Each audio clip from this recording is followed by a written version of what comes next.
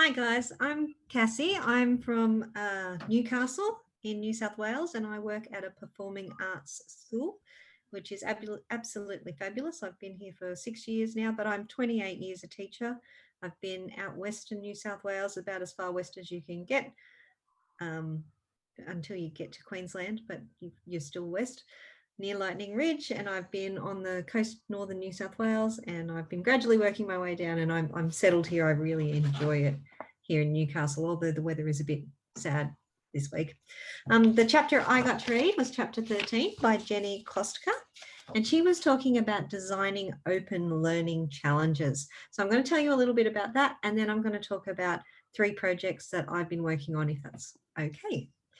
So her chapter, Jenny's chapter, was about physics themed maker challenges, and she discussed how she helped the students decide on their focus. She was actually a little bit critical about that. She thought there probably needed to be a little bit more structure in that. She talked about assessing the project, deciding on the product that students would be making, how to resource it, the class structure during the implementation of the project, how they generated their ideas, how they did their research, how they organised timelines and check-ins, the presentations themselves, and then she talked about 3 specific projects that the students created. And I was really interested in what I read in the chapter, and I actually went on to do some more research on Jenny's work, and I found one of her presentations where she went even into more detail about it, and it was absolutely fascinating. The section that stood out to me from chapter 13 was about the open-endedness of the challenge, because that was a little bit confronting for me. I'm a maths teacher. I don't think I said that before. And if you're at all familiar with the Australian curriculum, you'll know that the maths syllabus has about 1 billion dot points, and New South Wales weren't happy with the Australian curriculum. They'd gone off and made their own syllabus, and it's got double the workload. Because, you know, those New South Wales kids, they're doing a great job. So for me, whenever I'm making a project, I need to tailor it down a little bit so I know exactly what I'm going to be ticking off. Otherwise, the kids would end up all over the place. So I found that a little bit confrontational. So that's why that stood out for me. And I wanted to talk to you about one particular project that I've run called Build a Better Drink Container. We got the people from Saxby's. Saxby's all around the country. Do you get that in Queensland too, Mark? Saxby's soft drinks? No, sorry. Got 4X gold up here. That's about it. Anyway, the Saxby's guys came in and they said, look, this is our new drink bottle that we're making, but we're not 100% happy with it. It's from recyclable materials. So instead of breaking down in 10,000 years, it will break down in just 7. But we're not happy with the shape of it. So kids, get to it. We want to hold a litre, exactly a litre. We want to minimise the surface area though, because it's very expensive to make this new material, and it genuinely is a new material they're making their drink bottles from. And they provided some prizes in the way of soft drinks. Yeah.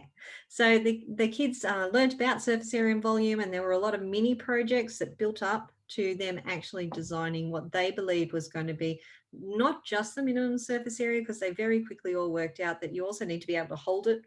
And the minimum surface area is a cube. It's kind of awkward to hold. It doesn't fit in the door of your fridge, all of those sort of problems. And then they had to decorate it and come up with a jingle, because it's a performing arts school. And then they had to perform the advertisement that would go with it. So that's one of the tasks that we've had in our creative collaborative classroom. Then I was starting to think about the key challenges that Jenny was having and how that related to me. And it made me think of one of the other projects that we do in a junior year. We look at my world and renovating a space that's important to them. And I don't know that I realised when I was teaching in a more traditional way, but children do not have a very good idea of scale. And so when they get to touch the maths, often those kind of things come home.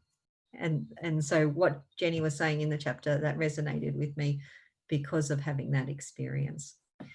And then finally, I thought about what advice I might give a teacher who was designing an open learning challenge for the classroom.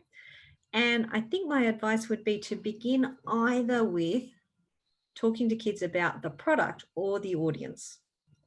I think either of those can build in the passion. And I'm going to go off my script here, Mark, but I'm thinking about an art project that my school's done recently where they go out to an old people's home, they meet an older person, they talk about their lives with them, and then they come home and design an artwork that's going to make them feel amazing about the life that they've had. But the task that made me think of is our Global Money Week competition. So I got some funding this year, coronavirus year, to organise a competition with $5,000 worth of prizes for the kids if they could sing, dance, act, or play how to be smart with money.